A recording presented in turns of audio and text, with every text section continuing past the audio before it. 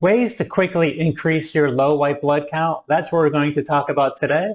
My name is Dr. Tom Rofrano from the Natural Medicine Clinic in Palm Beach Gardens, Florida, and author of The Free Diet. And over the last 38 years of practice, I've had the opportunity to help many patients with gut, thyroid, ferritin, and other chronic health issues.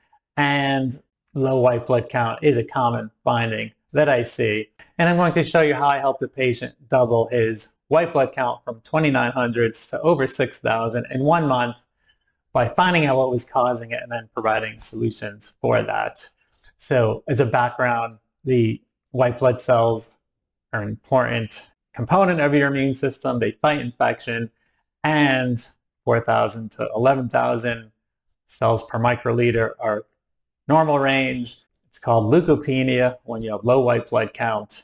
Causes are chronic infection, chronic illness such as cancer or autoimmune condition, toxins including drugs, chemo, radiation, deficiencies including B12, folate, copper, zinc, and iron, and hormonal imbalance, in particular thyroid dysfunction, and if someone's underweight.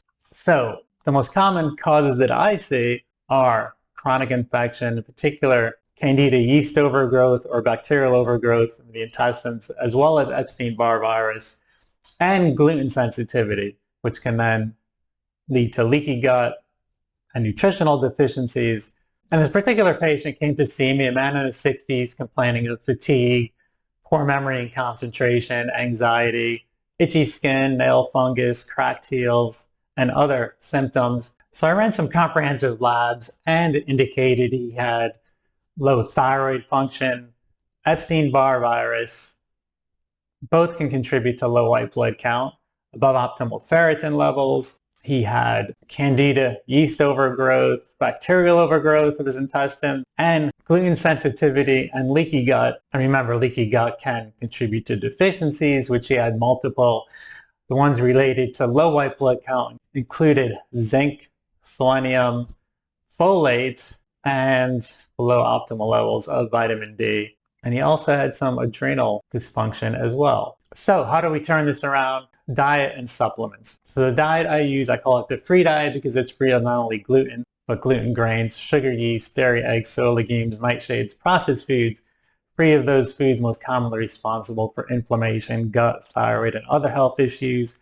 I came up with this years ago when I had to figure out how to clear up my own Hashimoto's, thyroid, autoimmune condition, IBS, fatigue, and other health issues I was dealing with. So that helped me get better, and I've helped many others since then. So that's the diet that I have this patient on, as well as supplements, and that included the basic functional 5, which is multi-fish oil, vitamin D, magnesium, and probiotic for gut support, included other gut support nutrients to help with his yeast bacterial overgrowth, and then some immune support nutrients, including monolaurin, vitamin C, curcumin, and adrenal and thyroid support nutrients as well.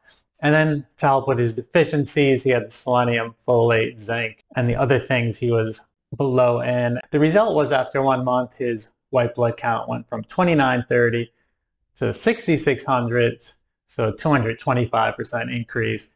And his white blood cell balance normalized, so his neutrophils, lymphocytes were low, his monocytes, eosinophils, basophils, those were all high, and those came down 50% approximately to normal.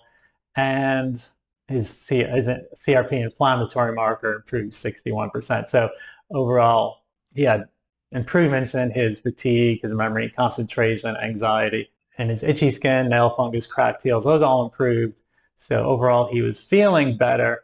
So to summarize this up, the main things I see with low white blood count are gluten sensitivity and chronic underlying infections, including Candida yeast overgrowth, bacterial overgrowth of the intestine. So by addressing those and these deficiencies, we're able to get an excellent improvement in his white blood counts. So that's what I would suggest, is you really find out the underlying root cause, and then you can be provided the right solutions. And if you do that, I believe almost anyone can get better. So I'll put a link below for the free diet phase 1 food chart. If you would like that, feel free to like and subscribe. and I look forward to seeing you next time.